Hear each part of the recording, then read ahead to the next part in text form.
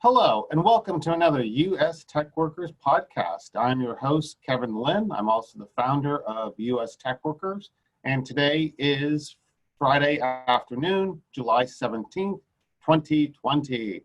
And I have the distinct pleasure of having back on the podcast attorney, author, and tech worker, John Miano. John, welcome to the podcast. Hey, great to be here again, Kevin. Fantastic to have you here, man. John, I'm having you on because I want to talk about a few key issues that I'd love to get your legal opinion on. The first one is with the F1 student online ban, that debacle. I'd like you to talk to our listeners and watchers about what went wrong with that. The second thing is Trump has been talking about a DACA amnesty and merit-based. And I was curious to get from you your thoughts on what can he legally do?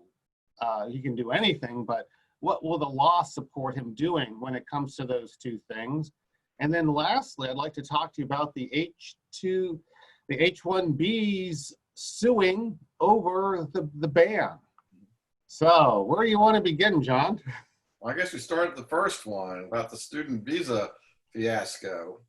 And what happened back in March, DHS put out guidance that said that foreign students could remain in the U.S. just through distance and take all their courses using distance learning. This was just done. It was through this guidance. It wasn't done as a regulation. It was just thrown out there. And the guidance, in theory, conflicts with the actual regulations that require that students take all their courses but one through in-person classes.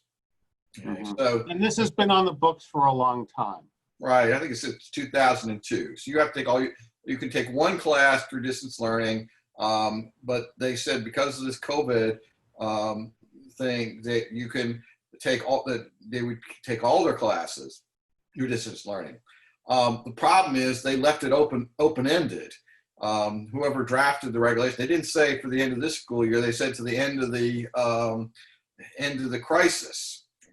So then the administration just recently put out new guidance, which said that you could take all but one course through distance learning. So you had to take one course in person, so the schools would know you're actually there and whatnot. And Harvard and MIT and a few other schools sued because they want to be able to charge these guys $46,000 a year and not actually have to give classes to it, no discount. And the government backed down and said that, okay, we're going to go back to the old guidance, even though both the new guidance and the old guidance were technically unlawful. Okay. And what we're hearing is that this was done at the attorney level within DHS, that the White House and even the senior DHS people didn't even know about this. So expanding it, so basically banning F1, those here on F1s who were going to be only studying online, that didn't originate at the White House, is what you're saying. Right. Seems to have said that both, and that the original requirement the more recent requirement that they take at least one course in person was done at the high levels of DHS, and then the low levels of DHS apparently just pulled the rug under and said you can that they're back, that you don't have to take any courses. Of course, this creates giant security issues and whatever. Right, because isn't a lot of this, stemming directly from 9/11, John, and the country's security apparatus wanting to know where students are at all times? Yes, this is when they came in the wake of 9/11 distance learning. We had all these people on student visas who were all over the country, and so it seems reasonable. They can say, hey, you got to have some class where we know you're there, you're actually a student.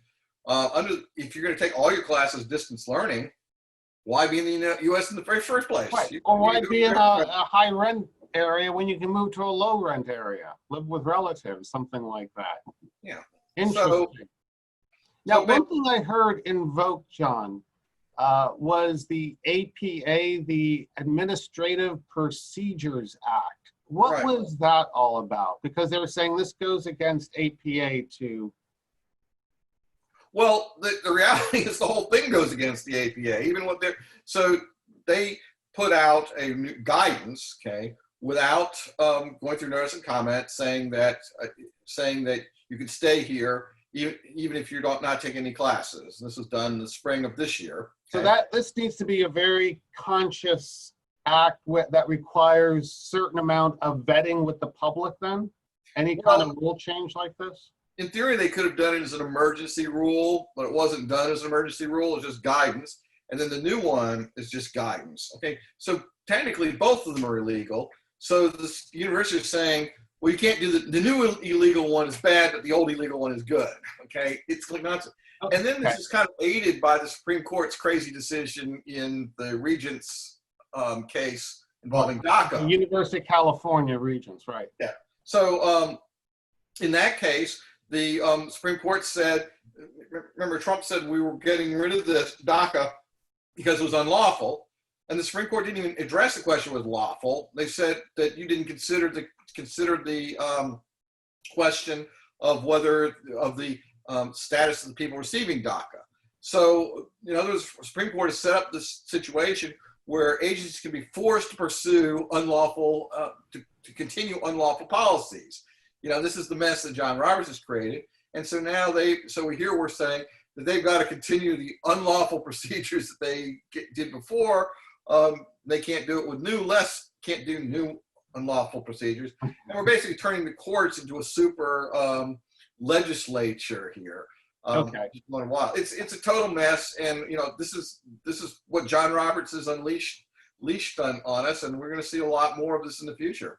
Interesting. Well, you mentioned DACA, which brings me to the other question I had for you.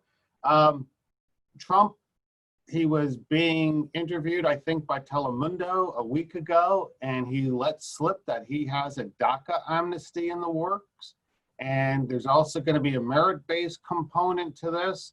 And we thought he might have just been blabbering, but it appears that there's something concrete there, at least as far as the White House goes. What can an executive, the country's executive, do with these two on his lonesome without having to involve Congress? Well, he can't really do much without involving Congress. I mean, what it sounds like is that they produce some legislation or some deal. But remember, Trump has offered a deal in the past. So the Democrats wanted some type of DACA amnesty without giving anything up. So Trump, it's very early on said, we'll do DACA, but we want the wall funding, and we want some other things, and the Democrats weren't willing to do it. So I don't think that Trump's going to completely cave in here. The problem is that DACA is an unsolvable problem. Okay, it's one of these mice coming up with the idea to tie the bell to the cat. It sounds good, but you can't. But how do you do it? So, we sit there and we say, well, we got these people who've been here a long time. What do we do? Well, if you make a law that says, okay, now you've got now that these people have been here a long time, they can stay permanently, like the DREAM Act. But then more people are going to come afterwards. Well, more people have already come. It's interesting you say that, John, because Jerry Kammer just came out with a book called Out of Control on Immigration. And he spends a whole chapter on IRCA, the 1986 amnesty. Mm-hmm. And his view is when that law was being engineered, created before it was passed, there were very strong employer sanctions in it. There were a lot of controls to make sure that we would never have this problem with this larger number of illegal immigrants again. And when those sanctions were taken out, that's what led to where it was 3 million illegals at that time. Now we have 11 million. Now we have this DACA issue. And Kammer's view was that the people who are more restrictionist bent are not going to allow themselves to get fooled a second time. They're going to insist on real solid controls going forward. Right. I think you're correct that that's why all these efforts of subsequent amnesties have failed, is because, it's fool me once, shame on you, fool me twice, shame on me. And they're not willing to, the reality is there are forces in this country that want illegal immigration to continue. Yes. Okay? And they are the chambers of commerce. They are the ethnic lobbies. They are, there are a lot of, on both sides of the aisle that want to perpetuate this. Yeah, and you call it the open border. And so, like with the problem with DACA, again, you have, if you say, if we pass the DREAM Act, then we've got people already in this country who are going to be in the exact same boat in a few years. Have been here many years, and where's our amnesty? And then if you expand it to everyone, you say if you bring your kids here illegally, and then they get to stay forever. Well, then you're going to have what happened in the Obama administration when he announced DACA. You get so many people bringing your kids into the country illegally that Obama was locking kids up in cages. There were just so many of them. Mm-hmm. So this is, what no one wants to admit is the solution to the DACA problem is when people come here illegally, they've got to be stopped and sent back as soon as possible. So you don't have people who are in the country 10 years out there. And I think you also need employer sanctions. I mean, more than just a fine that is a slap on the wrist. I'm talking jail time. Well, and that's part of it. There's got to be some way. You've got to say, some clear distinction between people who are here legally and illegally. And the reality is, there are forces that don't want that distinction. Right. All right, John. Last on my list is we were both happy to see Trump expand his ban to include employment visa categories like L1, H-1B. But this week we saw a number of H-1B holders file a lawsuit against the administration. What is that all about? Now here I'm going to have to be a little bit vague because we don't entirely, we know the outlines of the lawsuit, but not the whole scope of the lawsuit. Why wouldn't when you file a lawsuit, don't you have your claims, your affidavits, all of that? Right. But what's been happening with the immigration lawsuits is if you file if you have a denial of your immigration petition, you could file a lawsuit to appeal that. Okay. Mm-hmm. And when you file a case, you have to put down what type of lawsuit it is. And so if you say it's one of these cases, the courts automatically seal it, so you don't have your records. Okay. But John, I don't understand.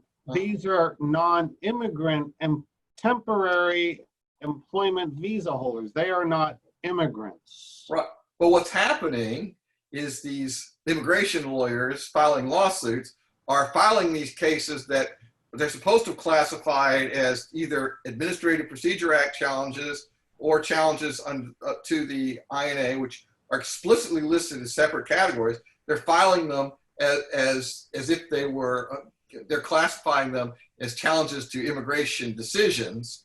And so the courts are automatically appealing them. And so far, this case has not been unsealed yet. Mm. And it's and once they do it, it's very difficult, time consuming to unseal these cases.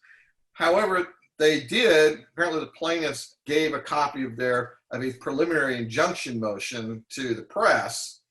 So we kind of have a vague idea that they're claiming that the president doesn't have the power to block people into the United States. That's rubbish. That's rubbish. The president can control entries. Yeah, and it's Congress, when it enacted the provision in question, acknowledged that the president could suspend all immigration totally. So they're trying to carve out some exception to the broad power the president has to block any alien, so that the president can block some aliens who again, we're trying to turn the courts into a super legislature. As we get, hopefully the complaint and what will come out in public, so we'll know what's going on here. But right now it's a little bit, we have to be a little bit vague, but just reading the motion, the motion for preliminary injunction, which isn't very clear what they're arguing. They just seem to be arguing that the president has some power, but it's not as big as what the statute appears to say it is. Gotcha. Okay. Well, John, we went through those pretty quick. It's been a heck of a week on the immigration front. Oh, yeah. So, well, John, I want to thank you for your time today. As always, I know our audience is going to find what you bring to the table to be really insightful and helpful to them. Is there anything our audience, our activists, can be doing on any of these three fronts? Well, the big things for you to do is, one, stay informed, which means reading, following U.S. Tech Workers website, reading Breitbart. Sadly, that's the only place you're going to find anything about this. And writing and calling your congressman. The public needs to realize that our Congress has made it legal to replace Americans with foreign workers. It's not by accident. It's because these people affirmatively voted for it because they were paid off by tech worker money. And they've made the calculation that the public isn't going to get upset that they did it. And this is happening all over.